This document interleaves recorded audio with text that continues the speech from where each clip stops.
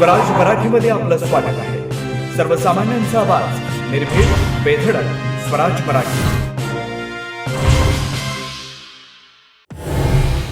संतोष देशमुख प्रकरणी चर्चेत असलेला वाल्मिक कराड अखेर शरण. पुण्यातल्या सीआयडी मुख्यालयात आत्मसमर्पण.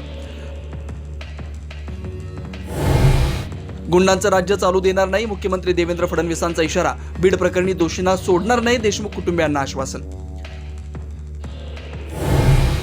वाल्मिक कराडला अटक, वैद्यकीय तपासणीनंतर केस न्यायालयामध्ये हजर करण्याची शक्यता. केस पोलीस ठाण्यात, कराडवर खंडणीचा गुन्हा दाखल.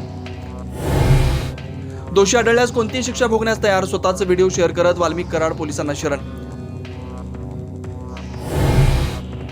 संतोष देशमुख हत्या प्रकरणातील इतर 3 आरोपींनाही अटक करा. देशमुख कुटुंबाची मागणी, मुख्यमंत्र्यांनी सभागृहात दिलेलं आश्वासन पूर्ण करण्याचे केलं आवाहन.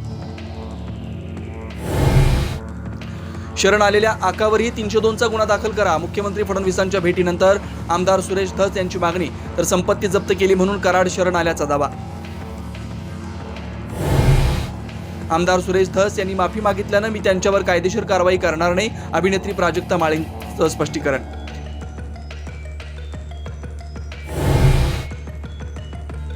आत्मसमर्पण कसलं, अटक करायला हवी होती. पोलिसांच्या कामगिरीवर सुप्रिया सुळे यांचे ताशेरे, तर व्हिडिओ व्हायरल होऊनही आरोपी सापडत नाही, हे धक्कादायक. सुळेंची उद्विग्न खंत.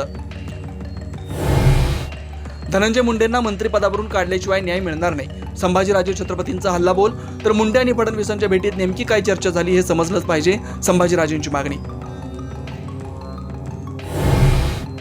प्रकरण दाबण्याचा प्रयत्न केल्यास राज्यभर आंदोलन करू, मराठा आरक्षण आंदोलक मनोज जरांगे यांचा सरकारला इशारा.